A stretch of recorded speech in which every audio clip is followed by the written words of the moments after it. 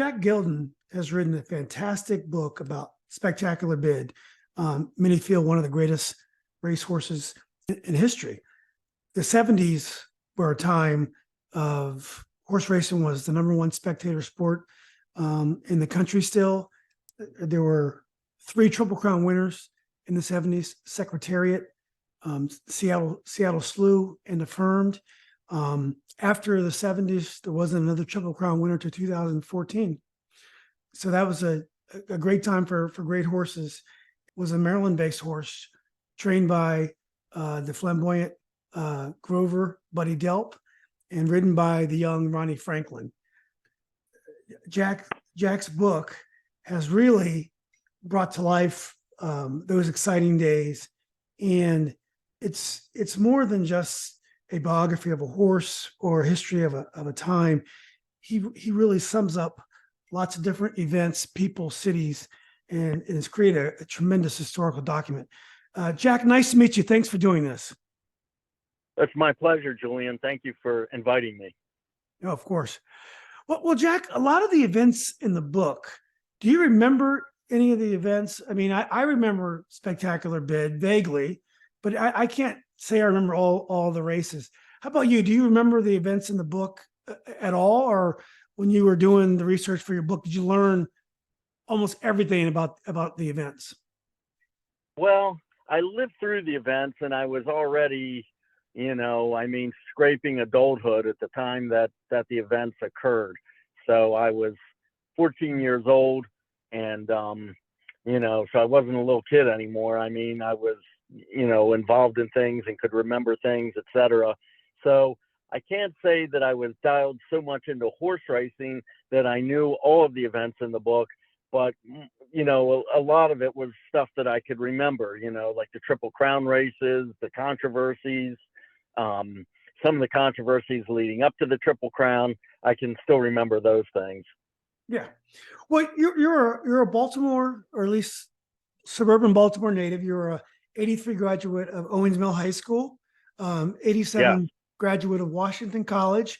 You've been in journalism and consulting for most of your career. Wrote a great book on Johnny Unitas and the Colts. I want to make sure I get that title right.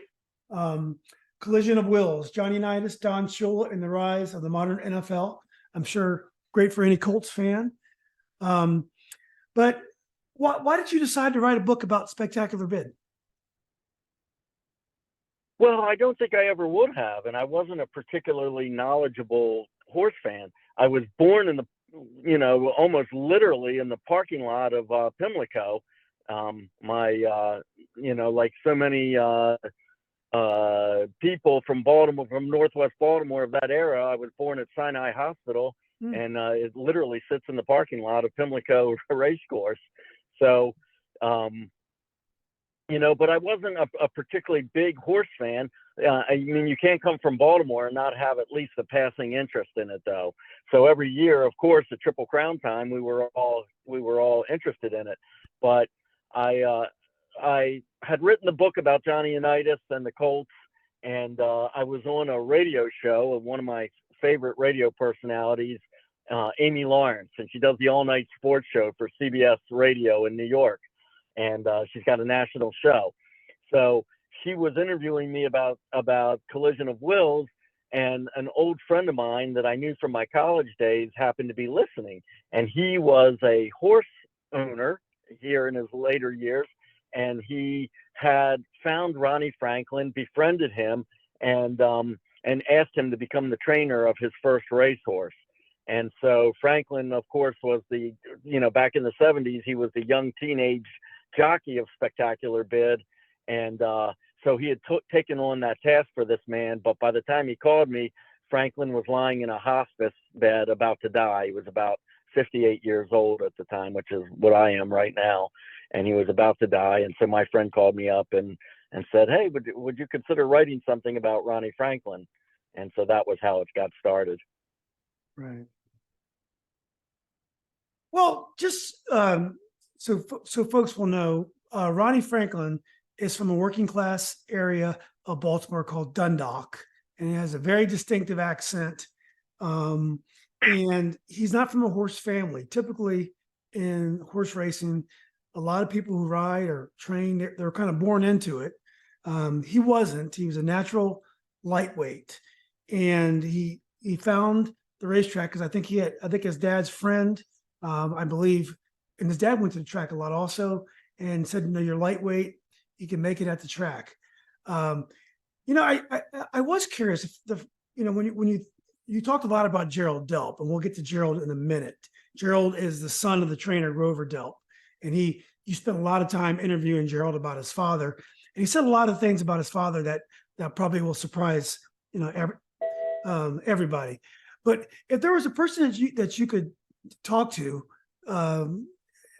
that you couldn't have because they had passed, would it have been Grover or would it have been Ronnie Franklin?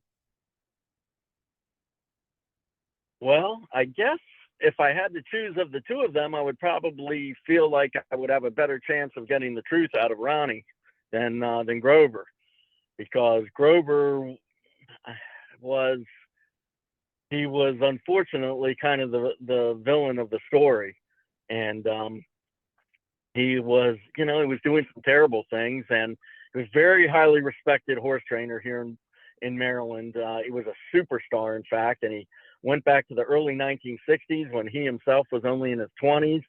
He did some incredible things. I mean, when he was like in one of his first years as a trainer, his entire stable was destroyed in a barn fire at Laurel Racetrack, and he lost all but 3 of his 30-some horses. And the very next day, he went out. This was like in August. Started getting claimers to replenish his stock of horses, and then at the end of the year, he was the winningest trainer in Maryland.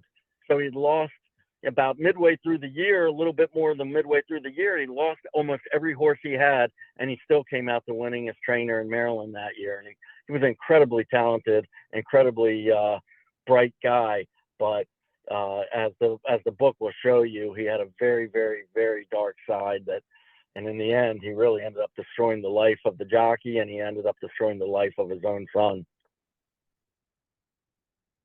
Yeah, did it make you feel uncomfortable at all, though, that you couldn't interview Bud? I mean, obviously, and I know Gerald really well. I think I was probably Gerald's second or third owner. I was friends with his wife, and she hooked us up, and that's when I got into the game. Gerald was my trainer, and I knew Gerald very well. I knew Bud a little bit. I'm sure he didn't give a lot of himself away, but obviously, most of the book, he doesn't come out looking great. It's a little bit like Tony Soprano, in that there's some things about him that you like, but when you sum it all up, it doesn't add up. And I think he actually comes out worse than Tony Soprano. Yeah. How did you feel about that he really couldn't defend himself? Well, I never feel good about that period. When no people aren't around to defend themselves, it's not the greatest. But if everybody were still alive and somewhat in their prime, a lot of times people won't talk and tell the truth. I mean, there was a big cover up in this particular story for decades, and the principal characters were covering it up. So, when certain people are still alive, the other people are never going to speak. So much of the information in this book came from Tony Cullum, who was Ronnie Franklin's nephew, and from Gerald, who is Buddy Delp's son. And if Ronnie and Buddy Delp were both still alive, then probably neither Tony nor Gerald would have been so forthcoming with the truth as they were. But it's obviously it's not ideal when the people aren't there to defend themselves. But if they were, if they still were maintaining their positions, their full weight of their strength, like they did in their prime, it's very hard to get to the truth sometimes. Yeah. Well, in the story, Gerald ends up with a terrible drug problem, which, interesting enough, I never knew that. So I came in after. I worked with him for years and didn't know. I knew he probably had a past, but I didn't know about his drug problems. But he was an addict, a cocaine addict, possibly an alcoholic too. I'm not sure. Ronnie definitely was a coke addict, and they started doing cocaine the first time they did it, Bud Delp actually brought it down to them and did it with them.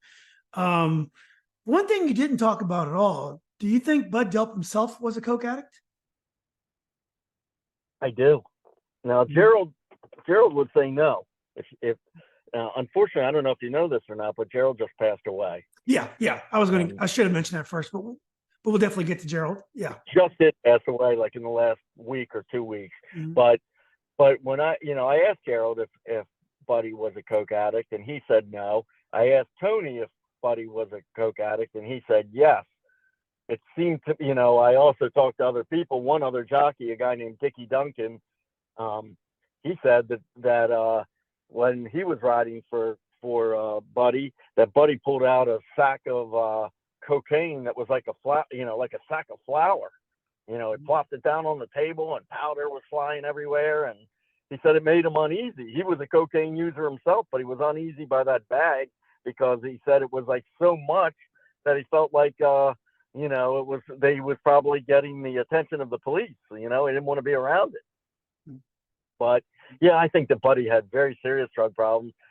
What Tony would say is that he was still a coke user till the very end of his life, and I would have no reason to doubt that. And Gerald seemed to describe a man who was slightly, as time went on, he was unhinged, and then also too, you could even look at photos of Buddy as he got older, and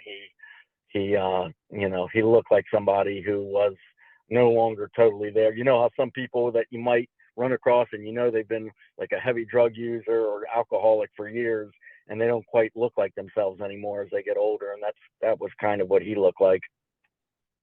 But if he is an addict himself, I mean, a lot of the book it absolves Gerald and Ronnie to some regard because they're addicts, and they became addicts thanks to Bud. But if Bud's an addict as well, doesn't that absolve him a little bit for what he does too? I mean, doesn't it all work the same, or is it different? Because I guess you had some great language stories in there about drug counselors who say that if you become addicted at a younger age, it has a more profound effect on you. But leaving that aside for a second, if he's an addict, doesn't that in some way absolve him as well? Well, I don't. For me personally, no. But at the same time, think about this: he could have been an addict, but may not have been an addict at the time that he got the boys using it. Mm-hmm. He might have become an addict later on in life, and I mean, at the time that the boys were using it, it might be the time that he himself was first starting to experiment with it. So, so he may not have been an addict when he got them hooked on it, but he was already in his late 40s at that time, and they were in their teen years. And Gerald was particularly young. He was 3 years younger than Ronnie. And, as you correctly remembered from the book, the one drug expert, she wasn't only like, say, a drug counselor or something. She was a neuroscientist. I mean, she was studying this hardcore science of addiction. And she said, if, you get somebody involved in that young, you can be almost positive that they're going to be addicts. And it's, it's changing the very wiring of the brain because they're so young. The brain is continuing to develop until you're 26 years old. So, it's having as you put it, and you put it exactly right, having a profound effect on you when you get started that young. But he was a grown man, and he was a very successful, very bright man. And he should have known better than to, get these guys involved in what he was doing. That was really bad. But I think to a large extent he was controlling people, and it was just another way of controlling them. Well, when I've mentioned this to people who work at the track, the cocaine, the prostitutes, and the other things, they all say, "Well, welcome to the backstretch." So people have, when I brought I guess I was an owner and a fan, and maybe we don't know what goes on back there, but to a certain degree, they were going to be exposed to it anyway. But I guess maybe you'd argue it's much different because with Bud as a trainer of great horses, and Franklin was a protege, maybe you're arguing he had no choice but to do the cocaine. Well, I would say, first of all, I would say he didn't really have the judgment to decide properly. That's number one. Mhm. Number two, I would say definitely it was a coercive environment. He was working for him. He was living with them. I mean, he owed everything he had. He was a 10th grade or 11th grade dropout. I think 10th grade. He he was working at Roy Rogers before his father's friend took him to Pimlico and announced him as a hot walker. Buddy, got him involved and got him the elite training that was needed to be a real jockey at a high level. I mean, he owed everything to Buddy Delp. I mean, you imagine being in that situation if you owed somebody everything, if that person, if you were living with them, if they were giving you a chance to be a celebrity, a professional athlete instead of a French fry cooker, and then they're saying, hey, we're all having fun, join in, what are you going to do? Especially if you're 16, 17 or 18. I mean, we both grew up in that same time period as Ronnie Franklin. At least I did. I'm 58 today. I'm 57. I was, what's that? No, I'm 57. So yes, I agree. Yeah. Yeah, we're almost identical. And I mean, I did make a different decisions than he did, but I didn't have quite the same pressures on me that he did. But I mean, I remember being, I was confronted with many of those same drugs and, at an early age as a teenager also. I saw them all over my high school. I saw them at college. I saw them in people that employed me just like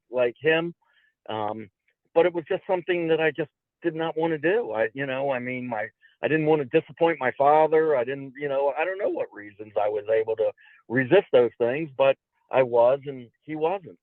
Yeah. And, Just but terrible to introduce them to them. Yeah. Just to flesh out the story a little bit. Ronnie was from Dundalk, found the racetrack, started working for Bud. Bud sends him to Middleburg to apprentice, to learn under Barbara Graham, highly respected Middleburg horsewoman, kind of in the elite circles in Loudoun County. And Barbara Graham, she breaks horses, she takes care of horses, not really the teacher of jockeys. So this was a kind of a favor to Buddy Graham, always using his influence to get what he wants. And so when Ronnie comes back to the track, and I believe he comes back on Thanksgiving night, or maybe it was Christmas Eve, I forgot. He comes home and he's ready to start riding the race. The problem is Buddy's horses are all at Laurel Racetrack. His family lives about 25 miles away in Dundalk, and I don't think all those highways were built back then. So it's probably a little more complicated to get to the track at that point. So he ends up living in the basement with the Delps with Buddy has a son, Gerald, I believe is a couple years younger than Ryan, maybe 15 or 14 at the time, really young guy. And that's how he ends up in the Delp household. Yeah, but here was what the problem was.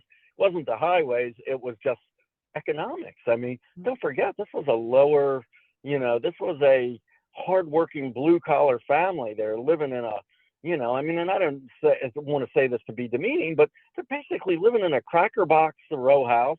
They have like tons of people stuffed in it. By the way, I to this day live in a row house in Baltimore myself, so I don't want to come across as like being classist against the Franklins. I also live in a row house, but they didn't have the money for multiple cars. They owned one car. So, to go down to Laurel every day and get him there while Mr. Franklin had to go to his job as a forklift driver at a factory in Baltimore City, there was just no way. I mean, he was going to either have to go and live at the racetrack itself, which a lot of backstretch workers do. It's an uncomfortable way to live. Or he was, but Gerald begged his father to let Ronnie come live with them. And that's what ended up happening. He ended up living there, and it was not a good environment for him. Well, one thing you do throughout the book is you explain kind of difficult, complicated racing terms and concepts very effortlessly. And maybe it was your collaboration with Kathy Rosenberger, who worked for the Delps, that helps you on the book. But you did an amazing job. I remember when you talked about how Buddy's philosophy of horses is trying to get quality horses and run them against inferior horses. I mean, that was exactly what they did, because I know that because I worked with Gerald, and that was the best I've ever. You described it better in the book than I just described it. But one thing he also did is he bullied people. People were afraid if they claimed his horses out of races, more than one or two, Scotty Reagan, who was a prominent trainer here, Barkley Tagg has told me that same story. We had dinner one night, told me the exact same story. He bullied everyone around. I don't want to say everyone around the racetrack, but he was often looked at as a bully around the racetrack. Well, what I was trying to show was a pattern of behavior. And so what I saw is that bullying with the younger guys, that was number one. And I saw a pattern even of the drug use with the younger guys. So I told the story of George Cusimano, and he was trained by Buddy Delp and became a very prominent rider in his day, but he also became a drug user. And I told the story of Dickie Duncan, who worked for Delp, and it ended up that he was throwing races and he was using drugs. I don't think that Buddy introduced him to the drugs, but he tried to. As I said, he put the big flour bag down in front of him. And then there was Ronnie. Ronnie was the last of the proteges, and they all ended up coming to a bed. And there was also Wayne Berardi, another young jockey that Buddy kind of took under his wing, and they all ended in, very disillusioned and in terrible, terrible situations. And it was definitely a pattern of behavior. The bullying that you're talking about is, like you said, I mean, you told it very well. They would, they were trying to build their stables. I mean, he was a hero to virtually everybody. He was a winner. He really knew what he was doing. And so, they would target him because they knew he had good horses. So if you're going to the claiming races and you're trying to build your own stable and you want to, you're going to choose something, you're going to choose it from a stable of a guy that wins with those horses. So he would be targeted by some of these younger guys. And instead of him maybe saying, hey, look, it's allowed, but maybe a little impolite to just target me, to take a few from somebody else or something, he would step right on their toes. He would get right up in their faces, and he would say in profane terms, if you don't knock it off, I'm going to shut you down. I'm going to claim every single horse you got, which you would get paid for it. But the money you get for the horses was minimal. And it could really, if somebody would take away all your horses in claiming and you were young and not that successful yet, it would not be good for you. You wouldn't have, it would harm your operation. Yeah, the claimant is only good for the trainer in that if it makes the owner happy, they may get more horses. But that money goes to the owner, and then the trainer has one less horse to charge for on a daily basis. Right. But one other thing that you mentioned that Grover did. Not that good. What's that? And the money's not that good anyway, right? Money's not that good anyway. Yes, one thing that you talk about in the book is Gerald would make Ronnie bet for him. Ronnie had a lot of money because he's winning races on Spectacular Bid and other not horses. Not Gerald, Buddy. Not Gerald. I'm sorry, Buddy. And and I guess Buddy would coerce Ronnie to give him a couple $1,000s at least one occasion in the book. And whether or not the bet was ever placed, Buddy could have just pocketed the money. So a lot of very unfortunate stories that are in the book. I want to get to Ronnie Franklin, but first let's talk about Gerald. Unfortunately, Gerald just passed. He had lung cancer several years ago. That I think he had a lung replacement. He was on a breathing machine. Talk about your relationship with Gerald, because I know he was the impetus, much of the impetus behind the book. Well, I wouldn't say he was the impetus. I think the impetus was really Tony Cullum. Okay. Tony was the one. I interviewed him first, and he was the one that said, hey, nobody's ever told this story right. And I don't know. I don't want to start like spewing profanity into your show, but when I met with him that first time, he said, I effing hate writers.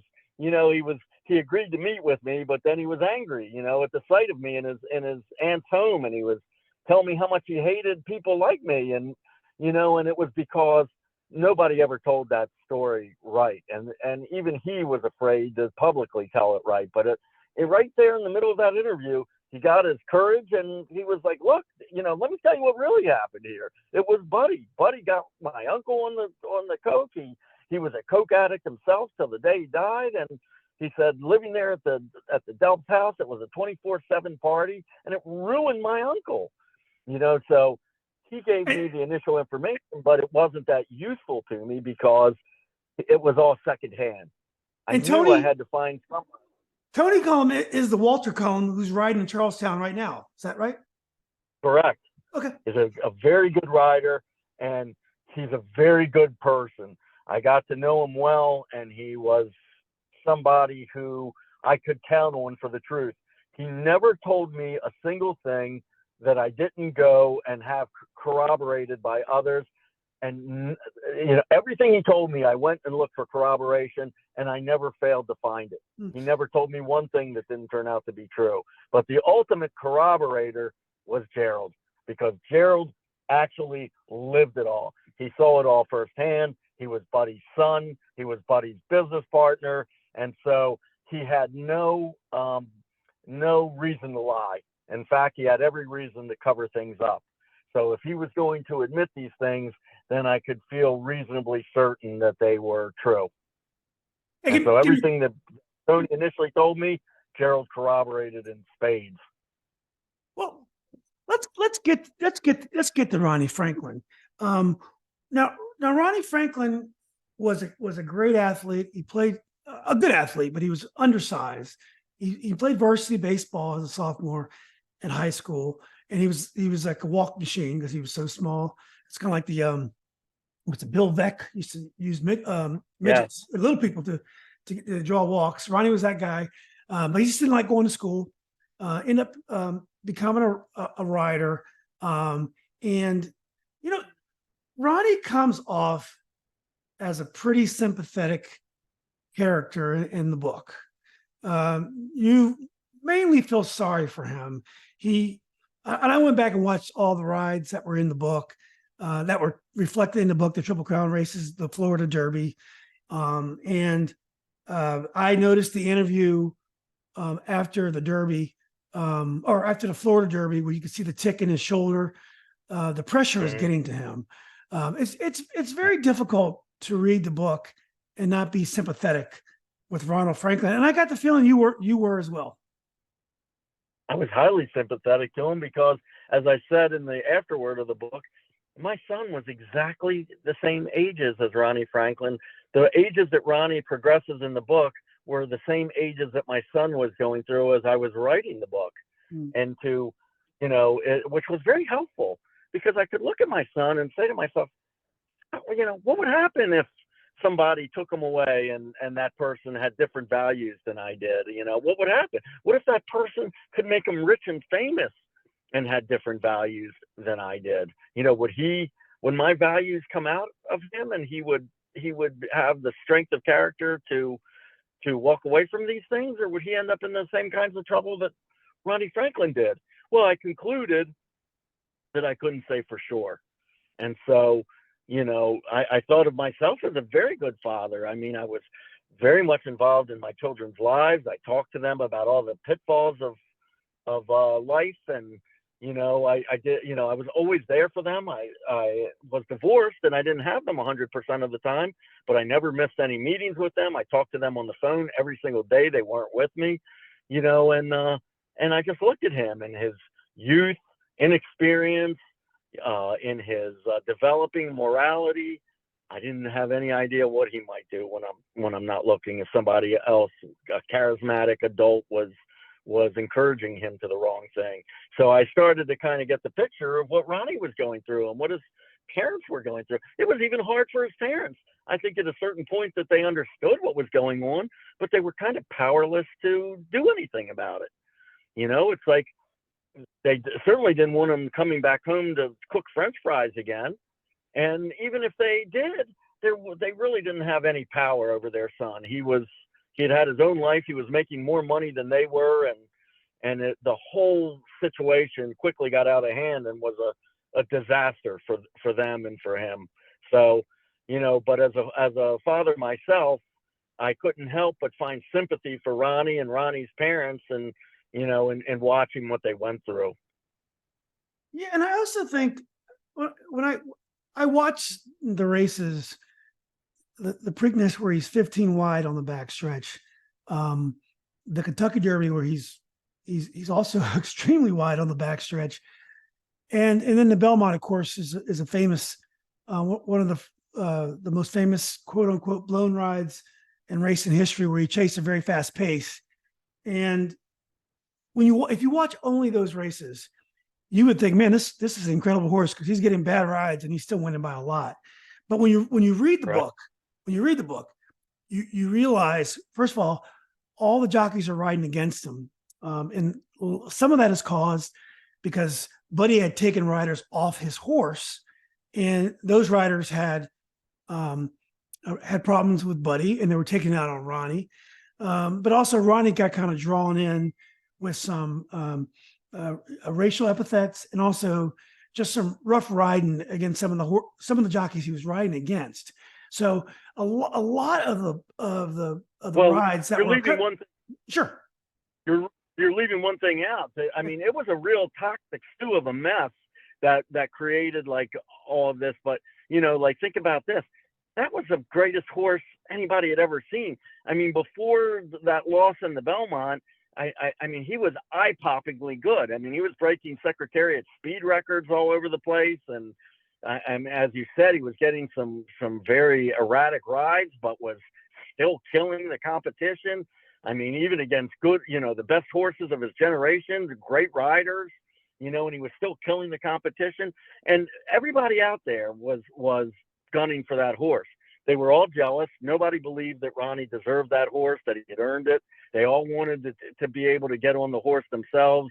The Latin riders in particular were jealous and angry. They felt like, that they were being discriminated against in general. And then look, here's this little white guy, and he's getting a chance with the best horse anyone's ever seen. Why? What has he done to deserve it? But plenty of the white riders hated him too. The riders who had given their life to the sport, who had never been on a horse that good and never would be. And they wondered, what did he do to deserve it? So everybody was gunning for him. Everybody was targeting him because everybody wanted to replace him in that saddle. And so, he was really in a mess. And then to add more misery into the thing was that Buddy was heating it up. As you said, Buddy himself was making racial epithets. He was encouraging Ronnie to. They were using the worst kind of language aimed at the Hispanic riders. Angel Cordero himself, who was the chief rival in the story, he was not only Hispanic, but he was also black. And, Buddy was basically, I don't know if this is appropriate to say or not, but I'll just say it because it's true. It's basically called him a chimpanzee. I wouldn't recognize Angel Cordero, he said, if he came crawling out of a banana tree, he said, which was kind of a slam at both his Latino heritage and his skin color. It was, I mean, he was putting so much pressure on that kid. And, it's unlike any other sport, even football, even boxing, it's nothing like the retribution that can be meted out at the racetrack, because somebody can aim a 2,000-pound animal right at you. You can get your brains trampled out. There are all kinds of horrible things that can happen to you if you go down on that horse. So it was, he's putting an awfully young kid in an awfully bad situation there. Yeah.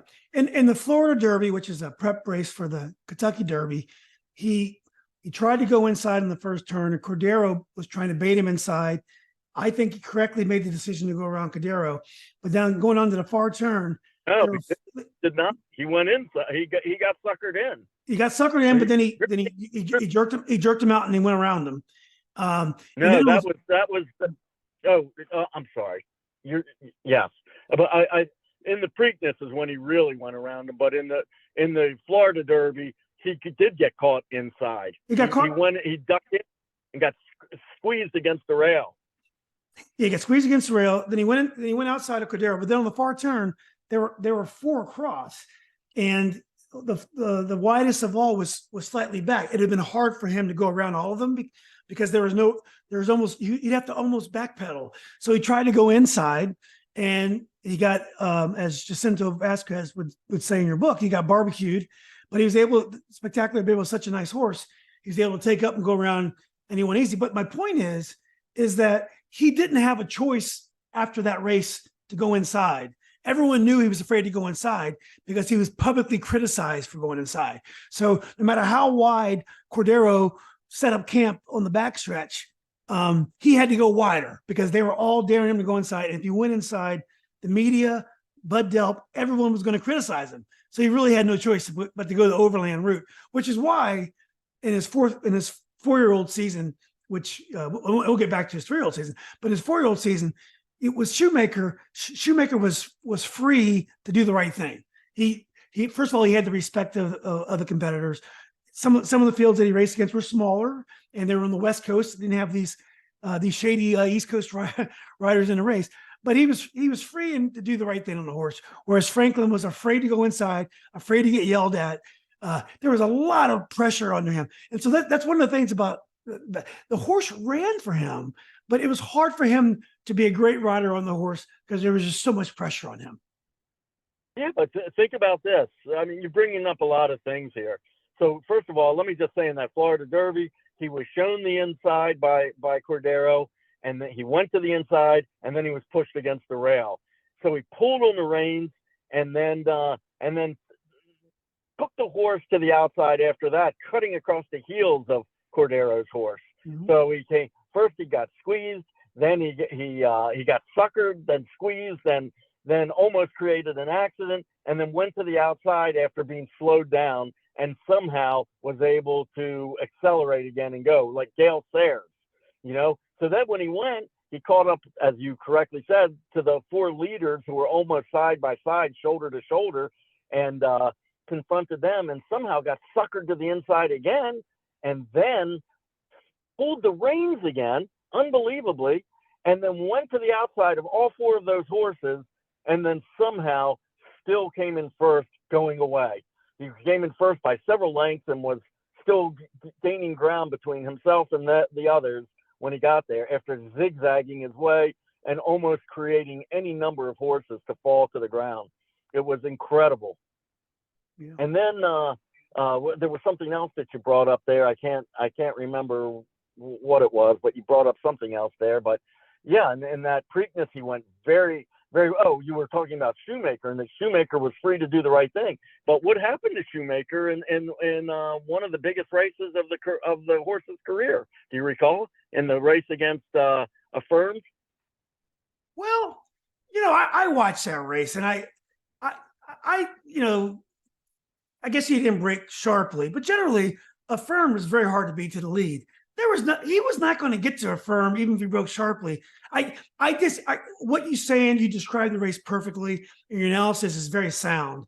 I just think Affirmed is a very tough matchup for a lot of horses. Aldar's a phenomenal horse too, and spectacular bid because he's so fast early and he's almost impossible to pass. So that's the problem with Spectacular Bid being the greatest horse.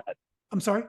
I agree with that. But remember though, Bud Delp, right after that race though, he criticized Shoemaker for getting caught on the side and not having anywhere to go. And then once Shoemaker was caught on the inside, he had many of the same problems Franklin did, which was he couldn't push the pace on Affirmed and tire him out at all.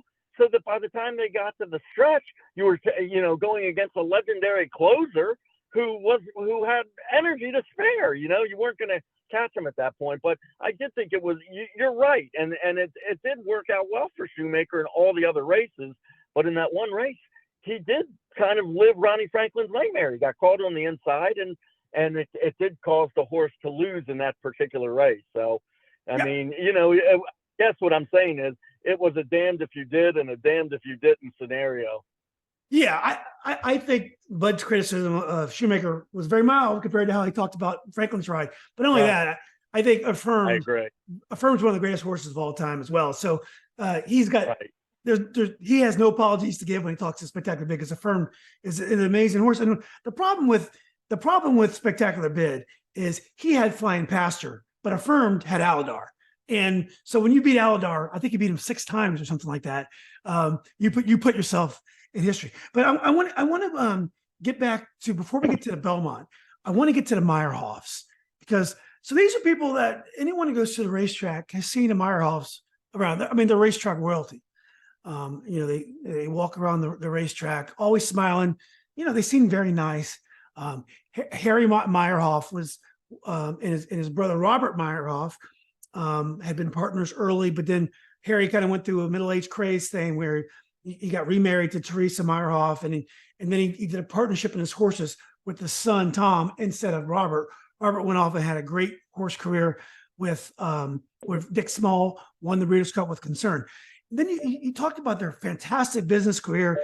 How I love the way you described how the real estate, their work in real estate around Baltimore and the harbor and the museums, all the things they did, the creation of Columbia, a planned community. But where do you end on the Meyerhoffs? It's one of those things. They seem a little neutral to you in the book. They don't come across in a bad way. They make sound decisions. Harry obviously probably drank too much, but they don't come off badly in the book. So when you think about the Meyerhoffs, talk about your personal journey with the Meyerhoffs. Well, I didn't. They may not have come across too badly to you as you read it, but there were some bad aspects to them, and there were some good aspects to them. I mean, here in Baltimore, to this day, they're one of the most respected families in the city, even now, and of all times. I mean, they were very wealthy people. Their wealth was self-generated. They were Eastern European Jews who had come to Baltimore in the early 20th century. As I try to explain in the book, there's Jewish and then there's Jewish. It's like the Western Jews were seen as far superior to Ukrainian Jews, which I am one for that matter. But the Eastern European Jews were seen as the lowest of the low, and they came out of that atmosphere and they made a vast fortune because they were super hardworking, super bright people, and they really knew what they were doing. But they also, they did, some despicable things as well. The uncle was building communities that neither Black or incredibly Jewish people could move into. He said, well, it wasn't his way to do it that way, but that was the way it was in Baltimore and in almost every city in America at that time. You had to include in your community covenants, protective covenants that said that you could never sell your house to a Black or a Jewish family. So, but they participated in that, or at least the uncle did. And then Harry himself, he and his brother owned a real estate development company too. And, it seemed as though that they might have been involved in schemes to bribe the county executive and to get preferential zoning. So, things like that were going on, even though they were already rich and successful. But, they were doing things to get an advantage over competitors that were, it would give them big advantages like timing on their zoning and things like that would make, big differences for them. So, yeah, they were a good family. They did wonderful things. They were very philanthropic. They were glamorous. They were a glamorous family, but they had, a shady side too. And part of that shady side was there was, drug use there by Harry. Harry had left his wife at a certain point and married a much younger woman, a glamorous woman named Teresa. And, she admitted to me that she was a casual cocaine user herself. Harry was an alcoholic and, had a serious habit of smoking marijuana. And, every day he would get drunk, he would drink all day and then smoke pot later in the day. And, so I think that he kind of set the tone for the culture of his organization. He was using and Teresa was using and Buddy was using and some of the grooms were using. And that seemed to be the norm in their operation. And then, it ended up a disaster for them in the end. Yeah, well, I'm glad you included Ruben Hernandez and gave details of his marriage, because every single character in your story here got divorced. And Ruben Hernandez seemed to have a happy marriage. When I read the end of it and I found out Meyerhoff and Teresa seemed like this wonderful couple. They had fun together and even they didn't last. So I was disappointed. Well, let's get to the Belmont Stakes. Now, to set the stage, I'm sorry, did I interrupt you, Jack? No, not at all. But I was just going to say, you got Ruben Hernandez exactly right, and I definitely wanted to draw a sharp portrait of Ruben because he was one of the few really totally positive figures in the entire book, and his marriage and the really loving nature of his marriage with his wife Isabella. I mean, that was that was really just very touching to me. And he was really a good guy, Ruben Hernandez, and is. Yeah, Ruben was a full-time New York jockey. He didn't go to Florida in the wintertime. I don't think he was one of the elite jockeys, but he was close, and he was definitely a very good. No, I think he was. You I call think him he was elite. Okay. He didn't really get the credit that's why you're saying it, and I think a lot of people might say it just like you did. Because I don't think that he wasn't a flamboyant guy. He was, just like you described him. He was a very solid family guy, and he has a very mild temperament. He's a super smart man, and right now his granddaughter is an Ivy League student, and his daughter is a very bright young woman who very successful in business. They all speak, even though Ruben is from another country, he speaks English beautifully. I mean, they're a very smart and good family, but I really wanted to draw that contrast between a guy like Ruben and some of the other characters in the book. Yeah. Well, I hope this is not offensive to you, but I think one of the least credible characters in the book was Jacinto Vasquez. I felt like a lot of the things that he said were kind of self-serving. I don't know why I got that feeling. I don't know him that well. I know he rode in Maryland. I did used to see him around, but I did feel like a lot of things that he said were self-serving to make himself look good. Did you ever see the movie The Man Who Shot Liberty Valance? No.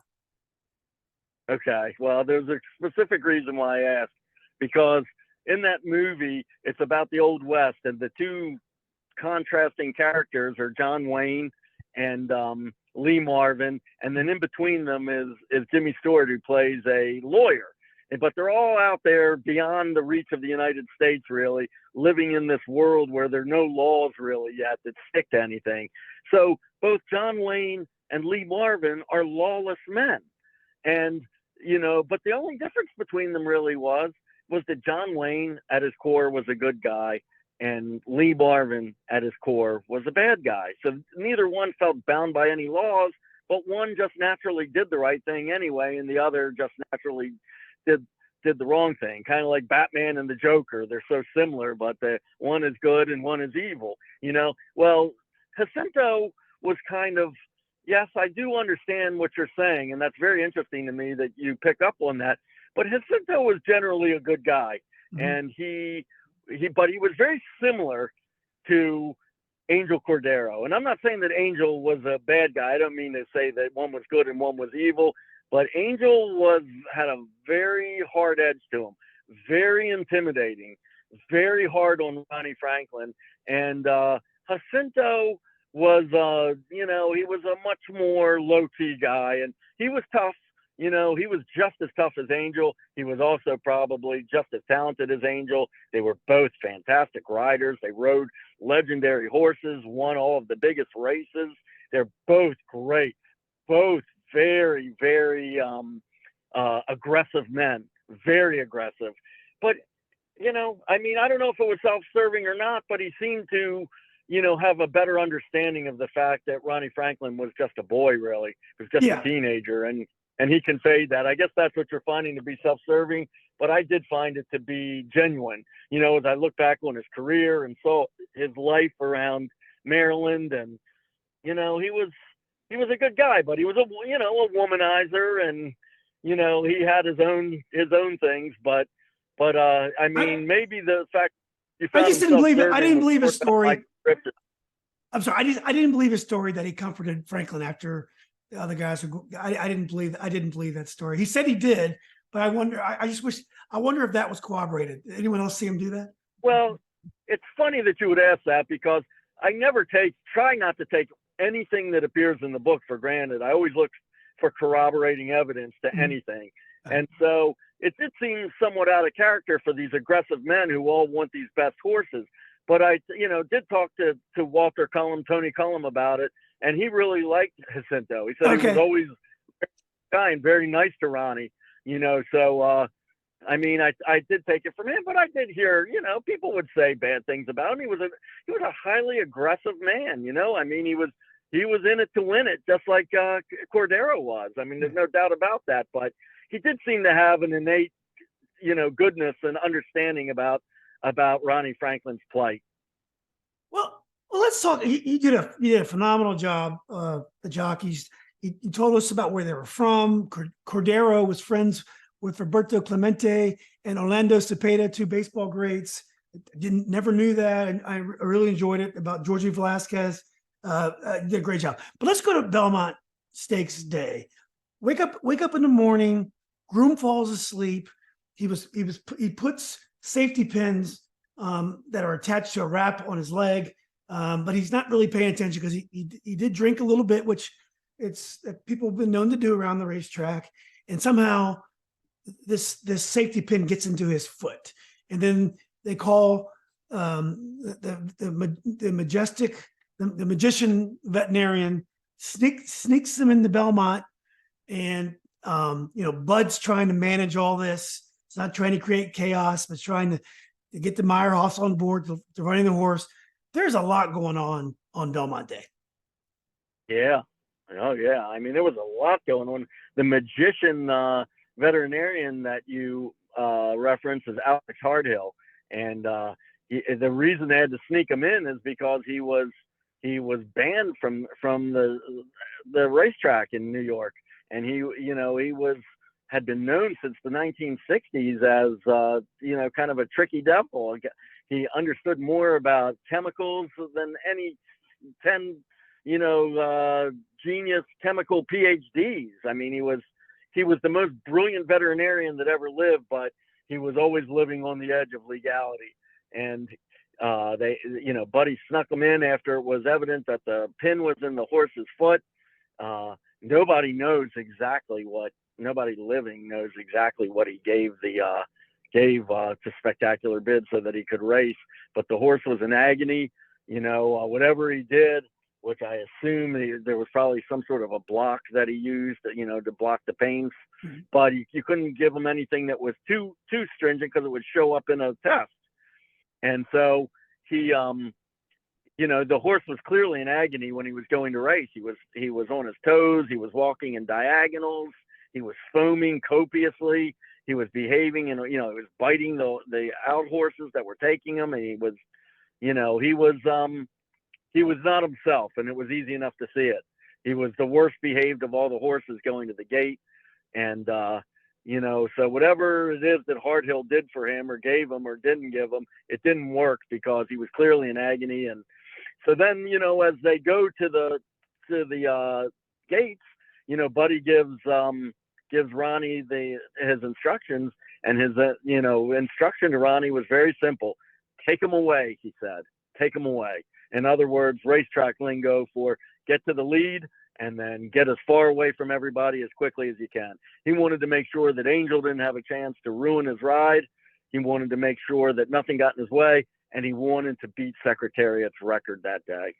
So, and as that meant that he chased 100-to-1 shot. He wore his horse out. The horse had an aching hoof. There's no doubt about that. And then, Ruben, a great rider, really good, really knew what he was doing. A very, very veteran, very knowledgeable, rode every day at Belmont Park. He was so far back that his trainer thought there was no way that he would ever catch Spectacular Bid. But Ruben knew exactly what he was doing, and he ended up zooming past the bid and ended up winning the race. And Spectacular Bid ended up in third. Yeah, it was a disappointing end. I mean, everything that could go wrong, the ride, the injury, it all kind of conspired against Spectacular Bid. He got off the floor, off the mat. They changed riders. The Meyerhoffs wanted to distance himself. There were some drug problems. Ronnie had gone to California, and there was drugs found in his car, at Walt Disneyland, and so there was some trouble. Meyerhoff wanted some separation. Grover Delp, to his credit, was going to give Ronnie more chances, but that's when Shoemaker was chosen, and as I say, the rest is history. But this is where Gerald, Buddy's son, and Ronnie's life, both of them just kind of spiraled out of control. They had some success for the first couple of years, but their lives at that point on basically spiraled out of control. Correct. And everything you said, correct. They had a little success for the next few years, as they intermittently went between their drug problems and their careers, but then it just really just spun out of control for both of them. They were both very nice, normal guys, down to earth, both very talented at what they did. I think Ronnie could have been a great rider for years to come. And I think that Gerald could have been certainly a great trainer. He was also a trusted agent and respected. And he was Gerald, a very, very nice guy. I really liked him. We both knew him personally. I'm sure you would say the same thing about me. The word I use for him in the book is exactly the word I would use about him now. He was very companionable. He had a good sense of humor. He was nice. He seemed to genuinely care about anyone he was talking to. He was as a person under different circumstances that might have been very, very successful. He wasn't academic in the least. He had terrible grammar, but he was smart. He had a lot of horse sense, if you could use that term. He was a really good guy. Really liked him. I'm sure you did too. Mm-hmm. Yeah, but Ronnie, he rode off and on, but drugs kept interrupting his career. Eventually lost his license. He did odd jobs, in and out of a couple of marriages. He had an illegitimate son that we didn't talk about. All this happened during that 3-year-old Spectacular Bid's 3-year-old season when he got a woman pregnant. So he did have a son. Had a little bit of a relationship with his son for a couple of years. That was encouraged by a woman he had married. But it didn't end well for him. And Gerald as well. Gerald was married a couple times, and we talked about how he recently died of complications from lung cancer.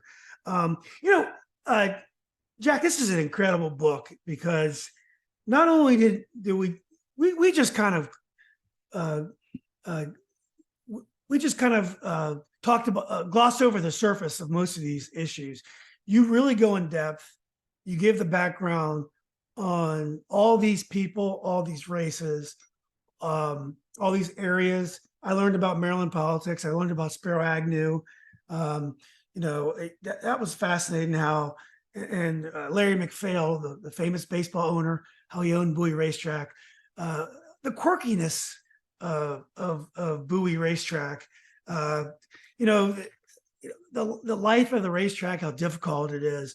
But one of the characters I thought we could talk about because I found him fascinating. When Ronnie Franklin went to Middleburg, he worked under Barbara Graham. He learned under Barbara Graham. Well, Barbara Graham had a person who worked under her named Junie Marlowe, Horace Marlowe Jr., who was African American, incredible horseman, born in Middleburg, or at least educated, went to high school in Middleburg. But the racetrack was a very segregated and racist place for many years. Many will argue that it still is. But here's a guy that was very effective, notwithstanding all the racism that he must have faced in his career. Talk a little bit about Junie Marlowe. I love Junie Marlowe. I mean, he was a really likable guy. He was, but Junie was like such a really likable guy, super knowledgeable about horses, very human, flawed, but he goes back in time to the times of very overt racism and segregation and things like that. So he was just a really fascinating figure, and he was so astute, at the stage of the breaking stage, that's what Barbara Graham did. She broke horses for other trainers. So she was the head trainer in the breaking operation. She would get paid to break, yearlings, and then she would give them back to their real trainers by their 2-year-old season when they're ready to race. And so he worked for her, and he was so astute with horses. He had worked with them for so many years. Normally in that breaking stage, they'll never run them, at full speed.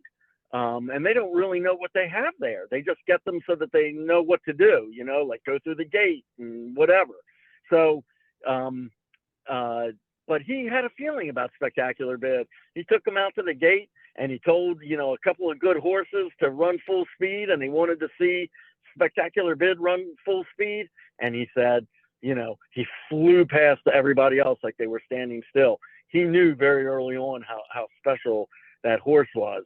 He saw Ronnie Franklin. One of the things he was able to show me is that Ronnie Franklin was not a drug addict before he met Buddy Delp, before he went to live with Buddy Delp. Junie, who himself had a very bad drinking problem at one time in his life, told me there was no evidence whatsoever that he used anything. No booze, no drugs, he said, the whole time he was in Middleburg. Some of the other women that worked at that operation too said the exact same thing to me. So it was important to me because it was able, it made me feel assured that the person who got him on the drugs is the person, that I was saying got him on the drugs. It was Buddy. So, he just before he went to Buddy, he didn't have a problem. And Junie proved that to me, and so did these women. Yeah. Is Junie still alive? To my knowledge, he is. When I met with him, he was living in like a basement apartment in an apartment complex in not in Middleburg anymore, where he grew up. He was living close to one of his children in, a little bit closer to Northern Virginia. Okay. Well, the book is called The Fast Ride, Spectacular Bid, The Undoing of a Sure Thing. I buy a lot of books and I store a lot of books. This is one of the best books I've read in a long time. Maybe the best book I've ever read about horse racing. It was really that good. The way it described the race, you describe things very easily, but as someone who really knows horse racing, lives it, it's not like you're talking down to us. So it's too simple. You're able to thread that needle. Many good details about the Mid-Atlantic racing scene, but not only that, about a time when racing was king.